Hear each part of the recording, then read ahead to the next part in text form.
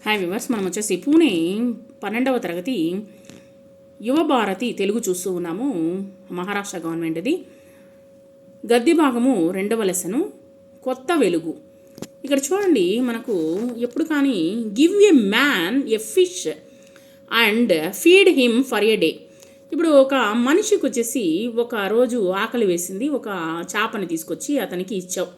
ఒక వ్యక్తి ఆకలిగా ఉన్నాడు, అతనికి ఇచ్చావు.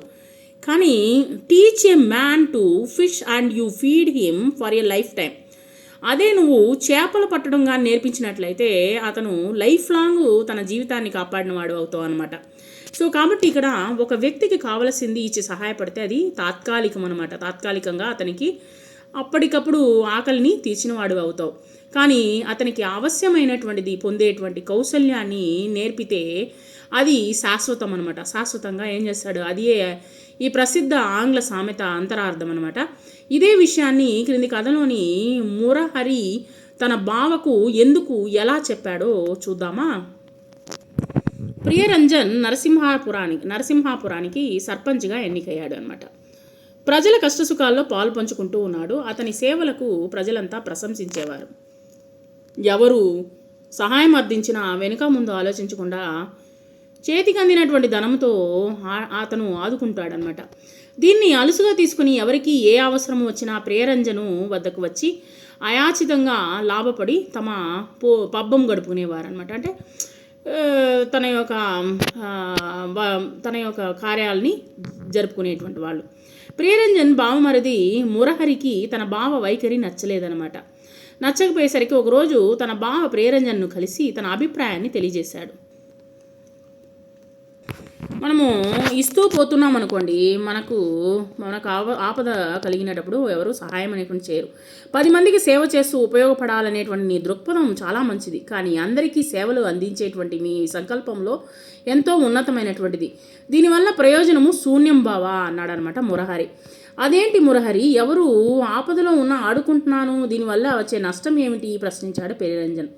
నువ్వు ఎంతకాలం ఇలా ఆర్థిక సహాయం చేయగలవు బావా? ఇలా అపాత్ర దానాలు చేయడం వల్ల నీ ఆస్తిపాసి కరిగిపోయి మునుముందు నువ్వు దానం చేయగలవా అని అడిగాడనమాట. నీ ఆస్తులు కరిగిపోయి నువ్వు పేదవాడైతే పరిస్థితి ఏమిటి? నీ వద్ద సహాయం పొందినటువంటి వారెవరూ వారి కాళ్ళపై వారు నిలబడే ప్రయత్నం చేయడం లేదు. అవసరానికి నీ వద్ద ఆర్థిక సహాయం పొంది పబ్బం గడుపుకుంటున్నారు. వాళ్ళ యొక్క జీవితాల్ని జాలీగా ఉంటున్నారనమాట. ఈరోజు వారు పంచభక్ష పరిమాణాలు భుజించడం కాదు, రేపు పచ్చడి మెతుకులు తినడానికైనా వారి కాళ్లపై వారు ఆర్థికంగా నిలబడగలిగా ఉండాలి. ఎలాగ నిలబడగలుగుతారు అని చెప్పేసి ఎదగాలి కదా అని ప్రశ్నించాడనమాట మురహరి. అవయవ దానము, రక్తదానము, అన్నదానము, విద్యాదానము వీటి ఆవశ్యకత మనం వచ్చేసి ఇవన్నీ వచ్చేసి దానం కింద చేయవచ్చు. అయితే దీనికి పరిష్కార మార్గం ఏంటి అని అడిగాడు ప్రియరంజన్. గ్రామ ప్రజలు తమ కాళ్ళపై తాము నిలబడేలా చేయాలి. దేహి అంటూ మరొకరి ముందు చేయి చాచి సహాయం అడిగే దుస్థితి వారికి రాకూడదు. ఆడ మగ అందరికీ బట్టలు కట్టడము వంటివి నేర్పించి ఆర్థికంగా వారి కాళ్ళపై వారు నిలబడేటువంటి చేయాలి. పలు రకాల చేతి వృత్తుల్లో తర్ఫీదునిచ్చి, అంటే మనకు తెలియకపోయినా సరే వారెవరికి తెలియలేదనుకోండి, ఒక టీచర్ని పిలిపించి అతనికి వచ్చేసి తర్ఫీదు ఇచ్చి ప్రతి ఒక్కరూ సంపాదన పరులయ్యేటువంటి విధంగా చేయాలి.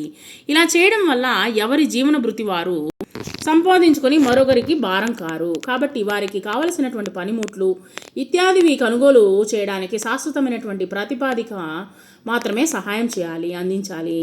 అయాచితంగా సహాయం చేస్తే వచ్చిన వాళ్ళు తీసుకుంటూనే ఉంటారు. అందరూ సోమరిపోతులై నిత్యం సహాయం కోసం ఎదురు చూసేటువంటి ప్రమాదం అనేటువంటిది ఉంది.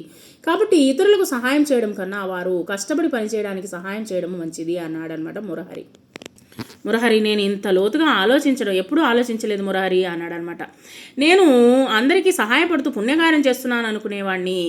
ఈ విధంగా అపాత్రాదానం చేయడం వల్ల సహాయం తీసుకునేటువంటి వారికి తాత్కాలికంగా ఉపశమనం అనేటువంటిది కలుగుతుంది తప్ప శాశ్వతంగా వారు జీవితంలో స్థిరపడేది అనేటువంటిది నాకు బోధపడింది. ఇకపై అపాత్రాదానాలు నిలిపివేసి మన గ్రామంలో ప్రజలంతా ఎవరి కాళ్ళపైన వాళ్ళు ఆర్థికంగా ఎదిగి ఉన్నత స్థితికి చేరుకునేలా శాశ్వత పథకాలు పెట్టి వారి జీవితాల్లో కొత్త వెలుగు నిలుపుదాము అని చెప్పేసి చెప్పాడనమాట. ఏ ఒక్కరూ మరొకరికి భారం కాకుండా ఉన్నత స్థితిలో జీవనం అనేటువంటి సాగించేలా కృషి చేసి చూడండి. ఒక గ్రామంలో వచ్చేసి ఎవరికి ఏం పనులు తెలుసో ముందు తెలుసుకోవడం అనమాట. ఆ విధంగా వాళ్ళకి తెలుసుకొని వాళ్ళకి కావలసినటువంటి సదుపాయాలను కల్పించి ఆ యొక్క దాని ద్వారా వాళ్ళు సంపాదించుకునే విధంగా మనము ఏర్పాటు అనేటువంటిది చేయాలన్నమాట. మన గ్రామాన్ని ఆదర్శ గ్రామంగా దేశం గర్వపడే స్థాయికి తీర్చిదిద్దబడినటువంటి వడ్డానికి ఇకపై కృషి చేద్దాము అని చెప్పినటువంటి ప్రియరంజను శాశ్వత పథకాల ద్వారా సేవలు అందించేందుకు ప్రయత్నాలు అనేటువంటిది ప్రారంభించాడు. అందులో భాగంగా గ్రామ యువజన కేంద్రాన్ని స్థాపించారనమాట. గ్రామంలోని యువత ముందుకు వచ్చి తమ సాంకేతిక పరిజ్ఞానంతో సంపూర్ణ గ్రామీణ రోజ్గార్ యోజన, కుటీర పరిశ్రమల అభివృద్ధి పథకాలు, మహాత్మా గాంధీ జాతీయ గ్రామీణ ఉపాధి హామీ పథకము మొదలగున్నవి వివిధ ప్రభుత్వ పథకాలను గురించినటువంటి సమాచారాన్ని సేకరించారు. అంతేకాకుండా ప్రత్యేకంగా స్త్రీల కొరకు మహిళా స్వయం ఉపాధి పథకాలు, ఆశా వర్కర్ల రూపంలో ఉద్యోగ అవకాశాలు, వెలుగు, అంగన్వాడీ మొదలగు అనేక పథకాల గురించి కూలంకషంగా తెలుసుకున్న తర్వాత సర్పంచ్ అండతో ఈ పథకాలను ప్రవేశపెట్టడంతో గ్రామంలోని యువత మరియు స్త్రీ పురుషులకు సరిపడు వృత్తి ఉద్యోగాల అవకాశాలు అనేటువంటి లభించాయన్నమాట.